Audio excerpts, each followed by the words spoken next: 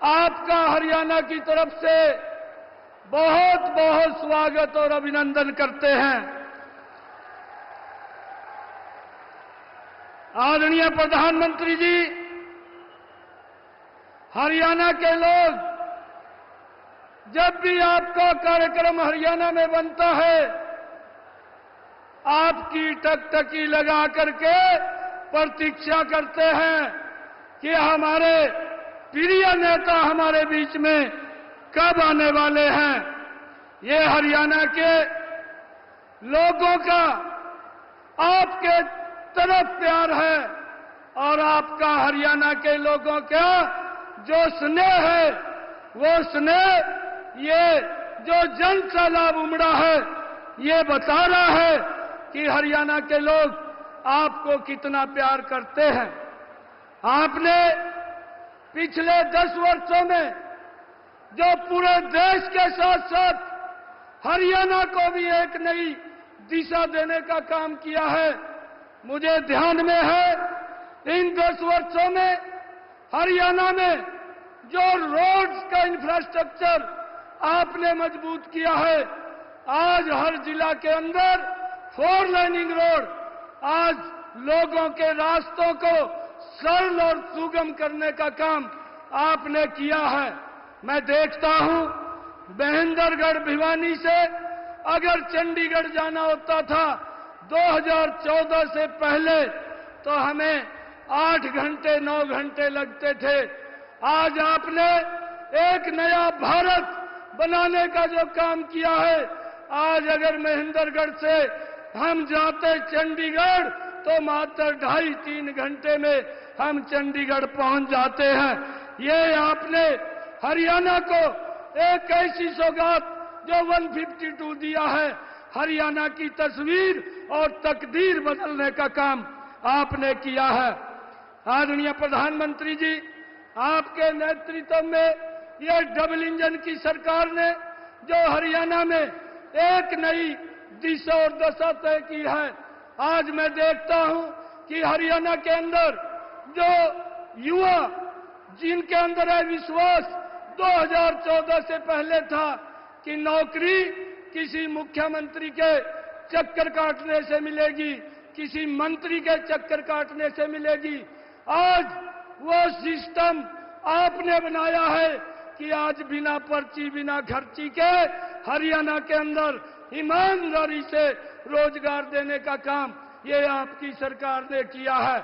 आज किसी माँ बाप को जमीन बेचने की आज आवश्यकता नहीं है। जो 2014 से पहले जमीन बेच करके नौकरी मिलती थी, आज लोगों को इस बात का बड़ा संतोष है।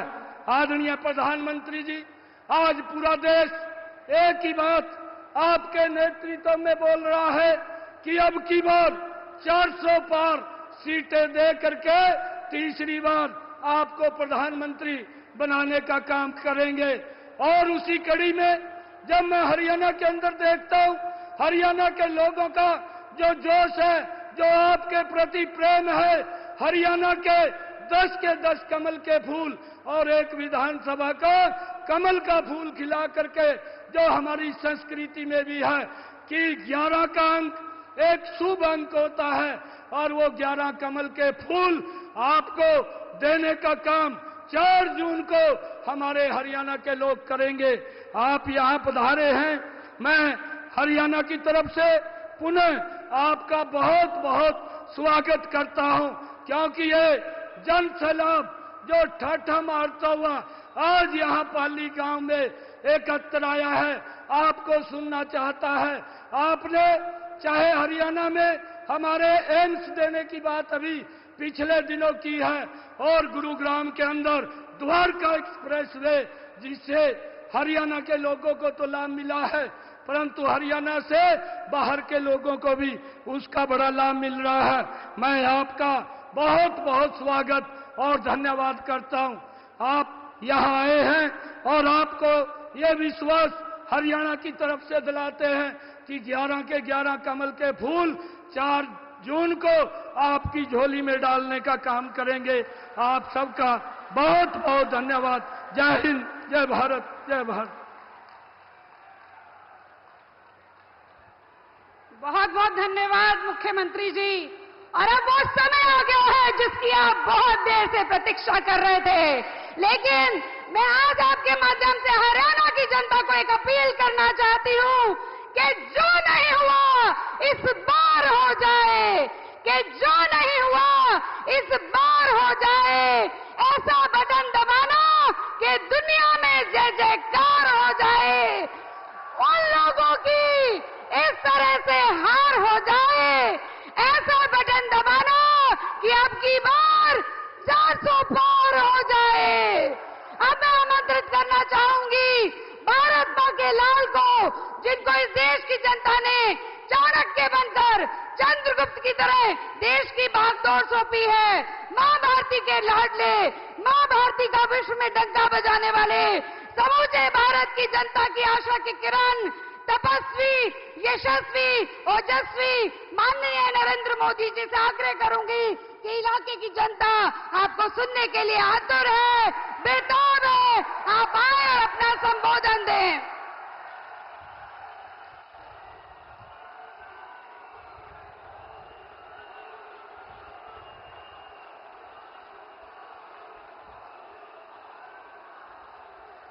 भारत माता की, भारत माता की। राम राम भाई साराय ने।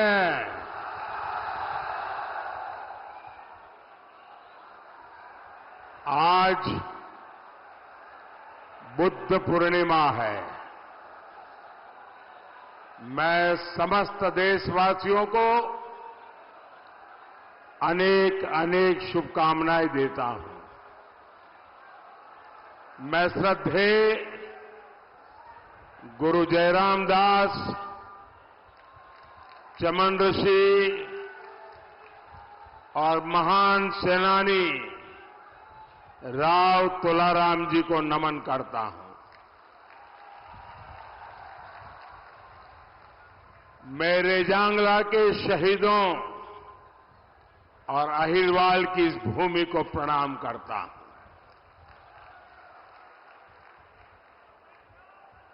मैं अगर हरियाणा में आऊं तो पुरानी यादें ताजा न हो जाए, ऐसा हो नहीं सकता। यहां भी वहां भी बहुत सारे परिचित चेहरे नजर आ रहे हैं, पुरानी पुरानी यादें भी, क्योंकि हरियाणा तो बरसों तक एक प्रकार से मेरा घर ही बन गया था। और मैं बड़े गर्व के साथ कहता हूं, मुझे राजनीति की बहुत सारी शिक्षा हरियाणा और पंजाब से मिली, और ये मेरा सौभाग्य रहा, इस मिट्टी ने भी मुझे गढ़ा है। वो 1995 का शायद कालखंड होगा जब मैं प्रभारी के रूप में यहां आया था। लेकिन आमतौर पर प्रभारी आते हैं दौरा करने के लिए, मैं हम मुकाब करने आ गया था। यहीं पर रहता था। और उस समय हमारे मनोहर लाल जी संगठन का काम देखते थे। उस समय हमारे रमेश जोशी जी अध्यक्ष हुआ करते थे। तो रमेश जी, मैं, मनोहर लाल जी हरियाणा की खूब खाक छानी थी। मैंने यहां माताओं बहनों के हाथ का खाना भी खूब खाया है। और हमारे नारनौल के सुरजा हलवाई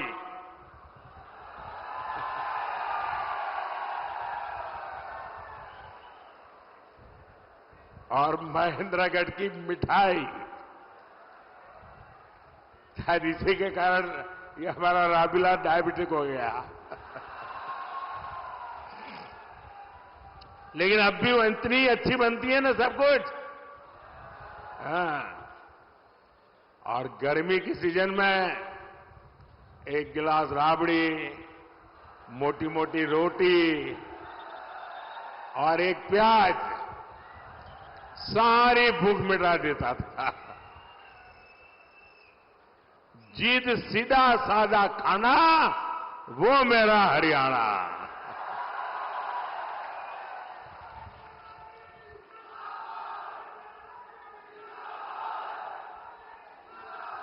साथियों,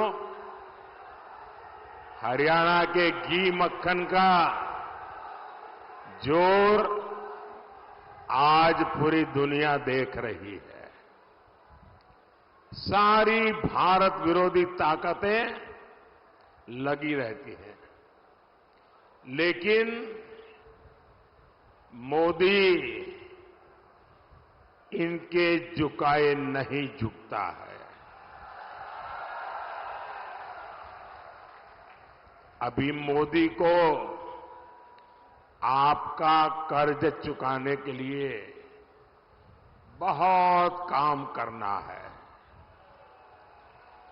हमारे हरियाणा को नई ऊंचाई पर लेकर जाना है और इसके लिए जरूरी है फिर एक बार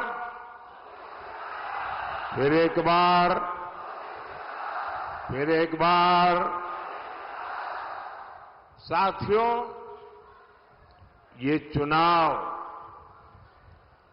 देश का प्रधानमंत्री चुनने का चुनाव है। आप प्रधानमंत्री नहीं चुनेंगे, देश का भविष्य भी चुनेंगे।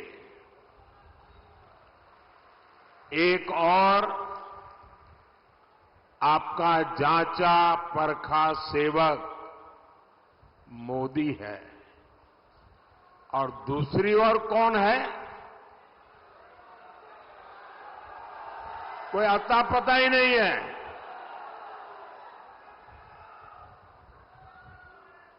और हरियाणा के लिए तो मोदी मतलब शायद यहां हरियाणा में आपको कम से कम 5,000 लोग ऐसे मिल जाएंगे जो दूर से चिल्ला सके, मोदी जी जरा रुक जाओ, ऐसे कहने वाले 5,000 लोग मिल जाएंगे। यानी हरियाणा के साथ मेरा जो अपनापन रहा है, हरियाणा ने मुझे जो प्यार दिया है, और इसलिए हरियाणा का अधिकार भी मुझ पर बनता है। चलते फिरते मुझे कह सकता है, मोदी जी गलत कर रहे हो, ऐसा मत करो। इतना मेरा आपसे नाता रहा है और पिछले 10 साल में आपने उस प्यार में कभी कमी नहीं आने दी। इससे बड़ा सौभाग्य क्या हो सकता है साथियों?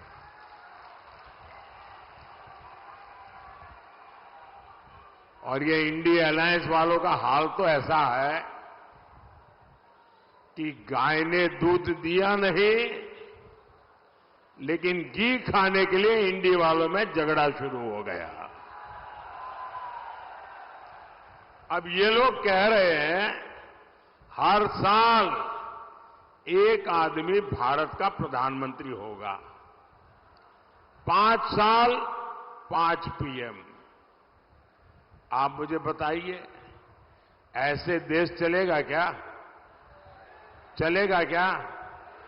और हमारे हरियाणा के लोगों में तो ग्रामीण भाषा में चौपाल में बैठ कर के जो ठहाके लेने की ताकत है ना, मुझे पक्का विश्वास है कि 5 साल में 5 प्रधानमंत्री 5,000 चुटकुले हरियाणा वाले बना देंगे।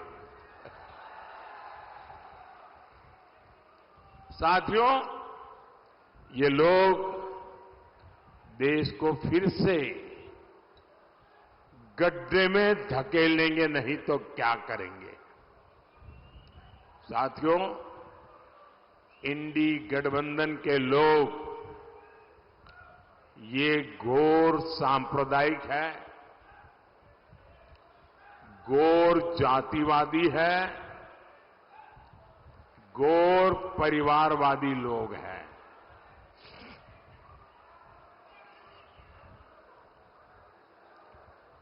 अरे वो ताऊ जी को परेशान मत कर रहे भाई, हाँ थोड़ा इधर उधर हो जा रहे।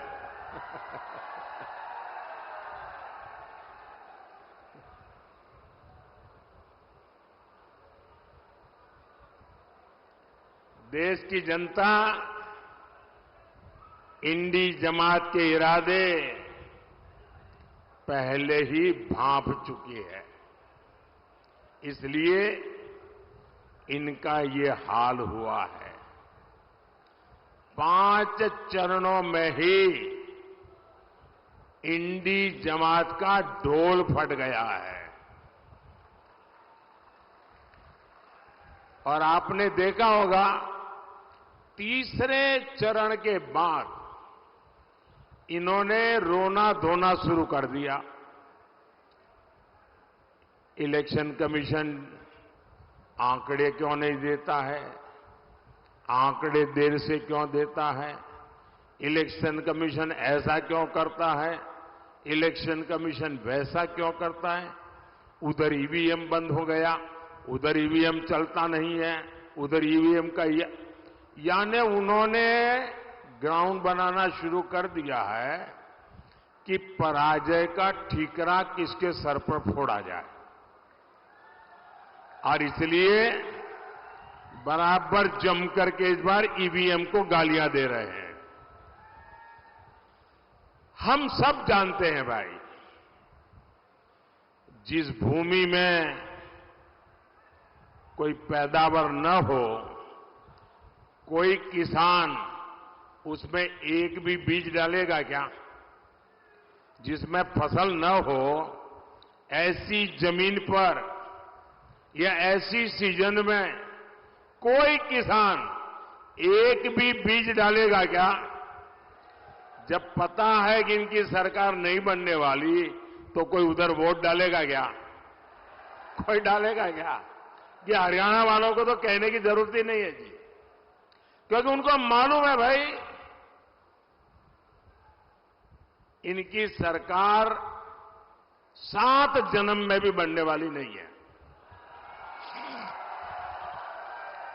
और कांग्रेस को दिया हर वोट बेकार ही होना है।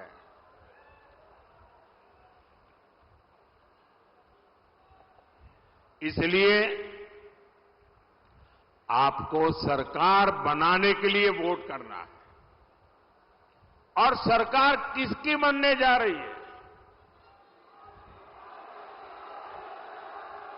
किसकी सरकार बनेगी? बच्चे बच्चे को पता है किसकी सरकार बनेगी। साथियों, 24 के इस चुनाव में पूरा देश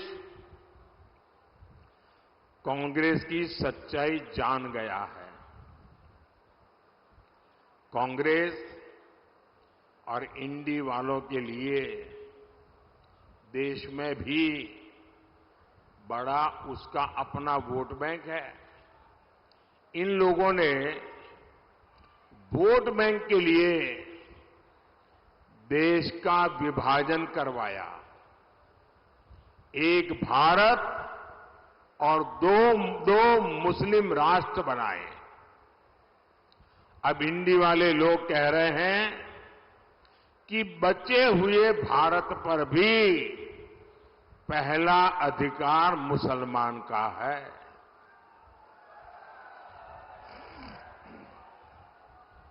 इन्होंने एससी, एसटी, ओबीसी, इनको जो बाबा साहब आंबेडकर ने आरक्षण दिया है,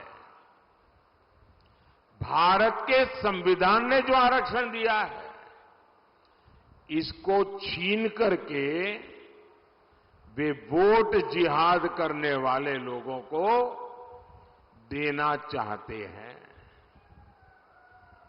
आपने कल अखबारों में देखा होगा, टीवी पर देखा होगा, सोशल मीडिया में देखा होगा, बंगाल की हाईकोर्ट का जजमेंट आया है और बंगाल में भी इंडी जमात का एससी, एसटी, ओबीसी के आरक्षण के खिलाफ उनका जो षड्यंत्र है, आरक्षण विरोधी उनकी जो मानसिकता है, उसका भंडा फूट गया है। बंगाल में इन लोगों ने क्या किया? बंगाल में इन लोगों ने मुसलमानों को रातों रात ओबीसी के सर्टिफिकेट दे दिया था। जो आरक्षण ओबीसी को मिलना चाहिए वो सारा का सारा मुसलमानों को, और वो भी घुसपैठियों में बांटा जा रहा था। हाई कोर्ट ने बंगाल में पिछले 10-12 साल में मुसलमानों को दिए सारे ओबीसी सर्टिफिकेट रद्द कर दिए। अब आप देखिए, कोर्ट न होती तो क्या होता? ये पिछड़े समाज के लोग करते क्या? ये मेरे दलित भाई बहन क्या करते हैं? ये मेरे आदिवासी भाई बहन क्या करते हैं? लेकिन साथियों, आप ये इंडी जमात वालों की मानसिकता देखिए। बंगाल की सीएम ने घोषणा कर दी है कि वो हाई कोर्ट का फैसला नहीं मानेगी। वो मुसलमानों को ओबीसी का आरक्षण देकर रहेगी। आप मुझे बताइए, कांग्रेस हो, टीएमसी हो, इंडी गठबंधन के सारे दल तो अपने वोट बैंक के साथ डटकर खड़े हो गए हैं। फिर आपके साथ, हरियाणा के साथ कौन खड़ा होगा? कौन खड़ा होगा? इसलिए मैं हरियाणा के हर एससी, हर एसटी, हर ओबीसी को भरोसा देने आया हूं, जब तक मोदी जिंदा है कोई माई का लाल, दलित का, आदिवासी का, पिछड़ों का आरक्षण छीन नहीं सकता है। वंचितों का जो अधिकार है, मोदी उसका चौकीदार है। और भाइयों बहनों, ये चुनावी भाषण नहीं है, ये मोदी की गारंटी है। साथियों, अपने वोट बैंक को खुश करने के लिए इंडी गठबंधन वाले कुछ भी कर सकते हैं। हमारे यहां हरियाणा में हर कोई दिन में 200-400 बार राम राम बोलता है।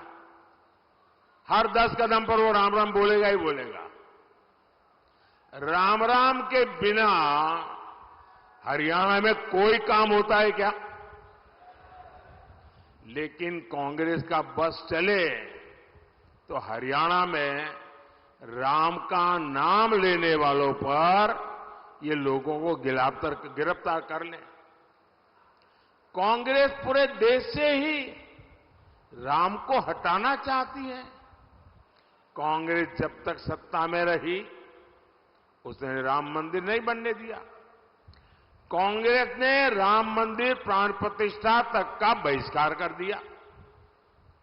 और अब तो शहजादे के सलाहकार ने तो एक और बड़ा खुलासा किया है। कांग्रेस अब अगर सत्ता में आई तो राम मंदिर पर ताला लगाने की फिराक में है।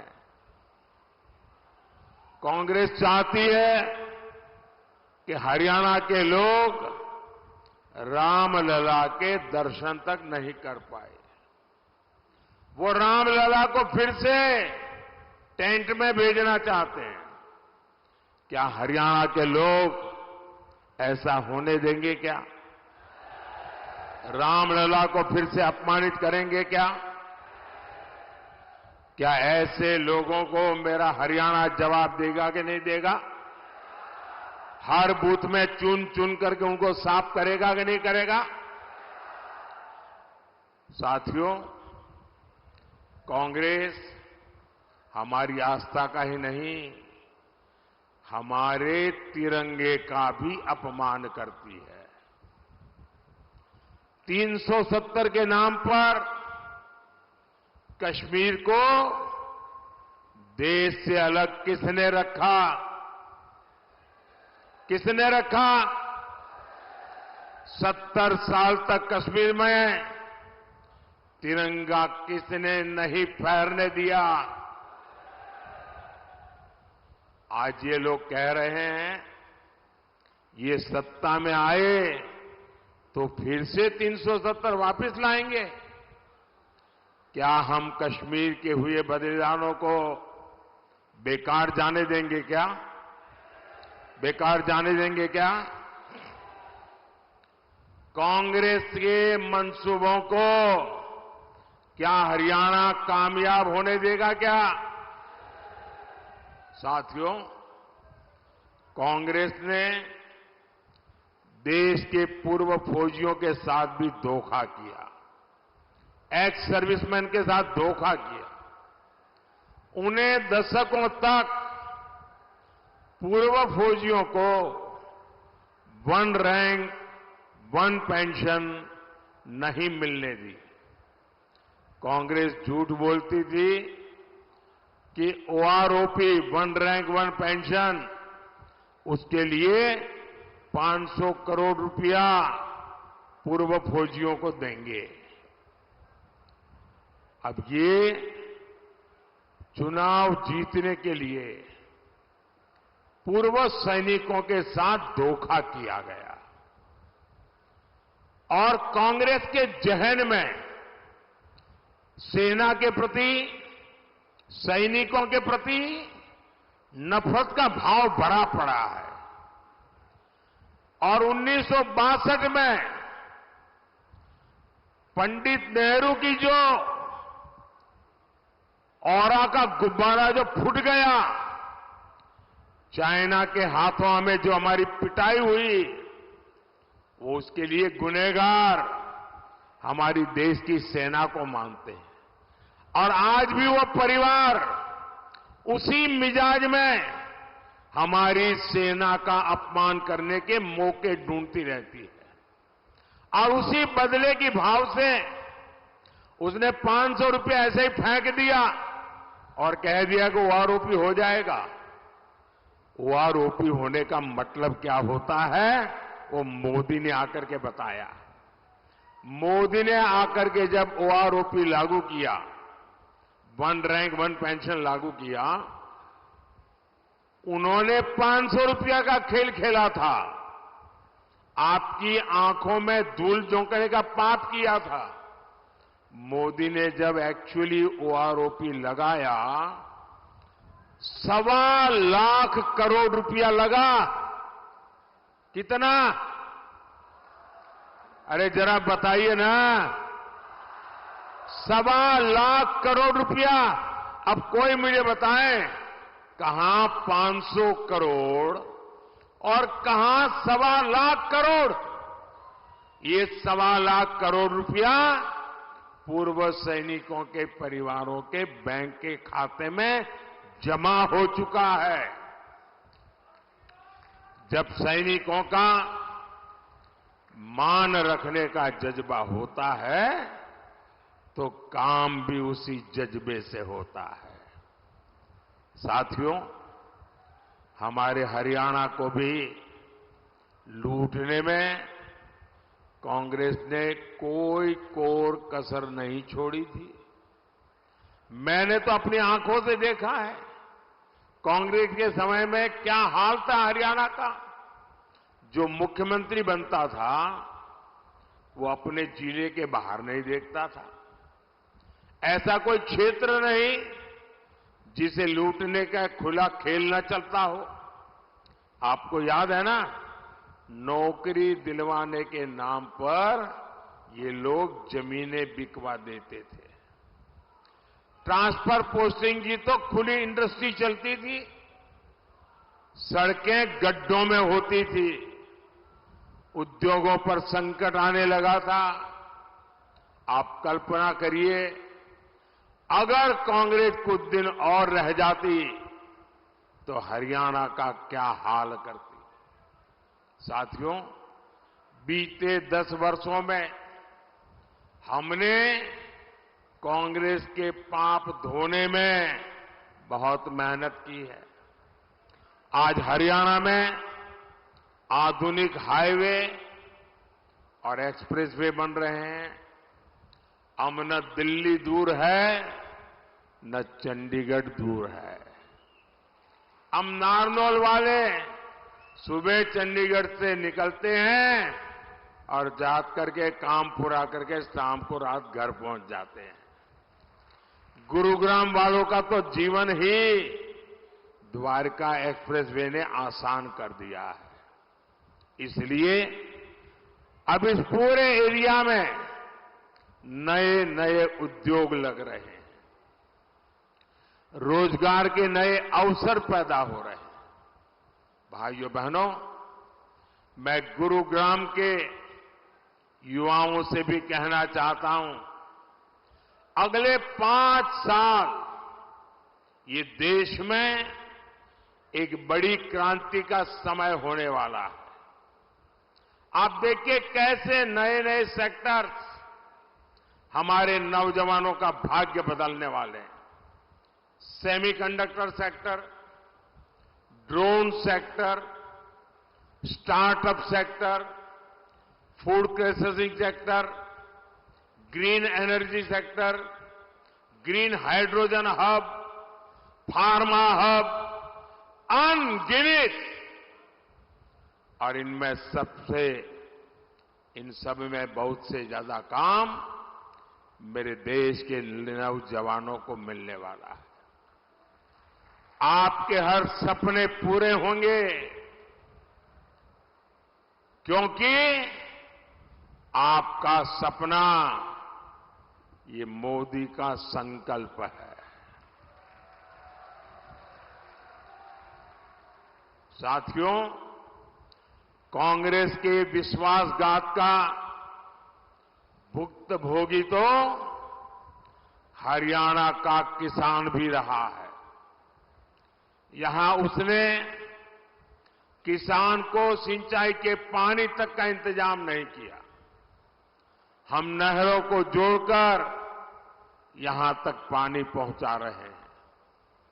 हमारी सरकार हरियाणा में 14 फसलों को एमएसपी पर खरीद रही है। हमारे भिवानी का किसान बाजरा और किसान का यहां जो बाजरे की खेती है, और हमारा यहां का किसान जो बाजरा पैदा करता है, मेरे प्रिय बाजरे में से वो है। और मैं याद है, यहां जब भी आया बाजरे की खिचड़ी अवर खाई। और मजा है कि जब बाजरे की खिचड़ी खाओ तो आधी खिचड़ी आधा घी, तब बोले खिचड़ी खाने का मजा होता है। अब मैं गुजराती आदमी इतना खा तो नहीं सकता था, लेकिन उनका प्यार हरियाणा के लोगों का, यहां का बाजरा आज भी वो मुझे याद हमेशा रहता है। लेकिन अब आपके बाजरे के श्री अन्न के प्रचार की जिम्मेदारी खुद मोदी ने ले रखी है। मैंने जितने मिलेट से जितना मोटा अनाज है उसके लिए एक नाम दे दिया है, श्री अन्न। और मैं दुनिया भर में उसका एम्बेसडर बन गया हूं, उसका सेल्समैन बन गया हूं। आपने देखा होगा हमारे देश में G20 की समिट हुई।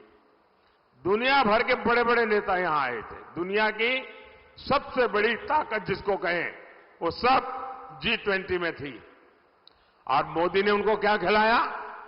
मोदी ने उनको बाजरा खिलाया। और बड़े बड़े नेताओं को मैंने कहा ये सुपर फूड है। और उसका एक परिणाम ही आया कि मुझे भी अमेरिका बुलाया था, व्हाइट हाउस में भोजन था। व्हाइट हाउस में उस दिन काफी लोगों को उन्होंने खाने पे बुलाया था, देश भर के लोगों को, और सबको उन्होंने बाजरा खिलाया व्हाइट हाउस में, अमेरिका में।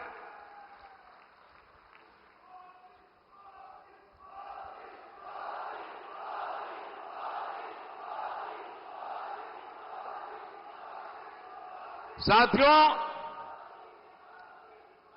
इससे क्या मोदी का प्रचार हुआ क्या? इससे प्रचार हुआ हरियाणा का, हरियाणा के किसानों का, हरियाणा के बाजरे का।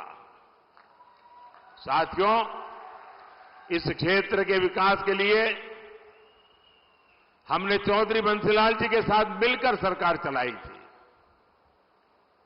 चौधरी बंसीलाल भिवानी महेंद्रगढ़ के विकास के लिए कटिबद्ध थे, और मुझे मेरा सौभाग्य रहा, चौधरी बंसीलाल जी से मेरी बड़ी निकटता रही, और वो रात को देर तक जागने के आदी थे।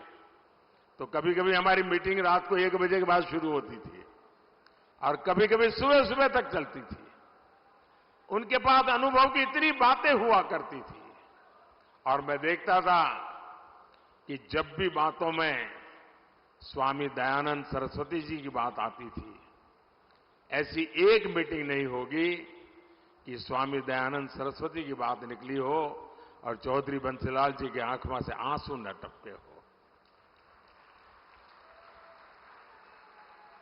और वो मुझे इतना प्यार करते थे, क्योंकि जब मैं गुजरात का था, दयानंद सरस्वती जी का जन्म गुजरात में हुआ था, तो एक नाता ऐसा बन गया था। और गवर्नेंस की दुनिया में भी साथ साथ काम किया, बरसों तक साथ में काम किया। साथियों, लेकिन ये जो महापुरुष है, उन सब से प्रेरणा लेते हुए आज मेरी भी गारंटी है कि हरियाणा का विकास हम रुकने नहीं देंगे। लेकिन इसके लिए 25 मई को भिवानी और महेंद्रगढ़ से चौधरी धर्मवीर सिंह जी और गुरुग्राम से राव इंद्रजीत सिंह जी, मेरे इन दोनों साथियों को भारी बहुमत से विजयी बनाइए, और आप जब उनको कमल के निशान पर वोट देंगे ना, वो वोट सीधा सीधा मोदी के खाते में जाएगा। तो आप पुराने सारे रिकॉर्ड तोड़ेंगे, मतदान ज्यादा से ज्यादा कराएंगे, हर पोलिंग बूथ में विजय प्राप्त करेंगे। अच्छा, मेरा एक काम है, करेंगे आप लोग? अरे क्या कमाल है भाई, ठंडे हो गए एकदम। मेरा पर्सनल काम है, करेंगे? अरे मैं भी तो हरियाणा वाला हूं यार, बोलो ना। मेरा एक काम करेंगे। देखिए, पहले तो मैं यहां गांव गांव जाता था, हर इलाके में गया हूं, हजारों परिवारों में गया हूं, लेकिन अब समय की कठिनाई है, जा नहीं पाता हूं। तो मुझे आपकी मदद चाहिए। करोगे मदद? सब लोग करोगे? ऐसे ही नहीं बता रहे हो ना, सही में करोगे ना? एक काम करना, यहां से जाने के बाद ज्यादा से ज्यादा परिवारों में जाना, ज्यादा से ज्यादा घरों में जाना, और हर परिवार के लोगों को बिठा करके कहना कि अपने मोदी जी आए थे, मोदी जी ने आपको राम राम कहा है, मेरा राम राम पहुंचा दीजिए। मेरा राम राम पहुंचा तो मुझे तसल्ली हो जाएगी। मुझे लगेगा कि चलो भाई, इन सब के मुझे आशीर्वाद मिल जाएंगे। तो आप करेंगे? मेरा राम राम पहुंचाएंगे, हर परिवार में, हर घर में पहुंचाएंगे। बोलिए भारत माता की, भारत माता की, भारत माता की। बहुत बहुत धन्यवाद। बहुत बहुत धन्यवाद माननीय प्रधानमंत्री जी। आज पूरे हरियाणा से आवाज रही है कि 11 के 11 कमल खिलाकर आपकी झोली में डालने का काम करेंगे। जय श्री राम। भरो भरो धरा का हित करो करो, पाप से लड़ो लड़ो, आगे तुम बढ़ो बढ़ो।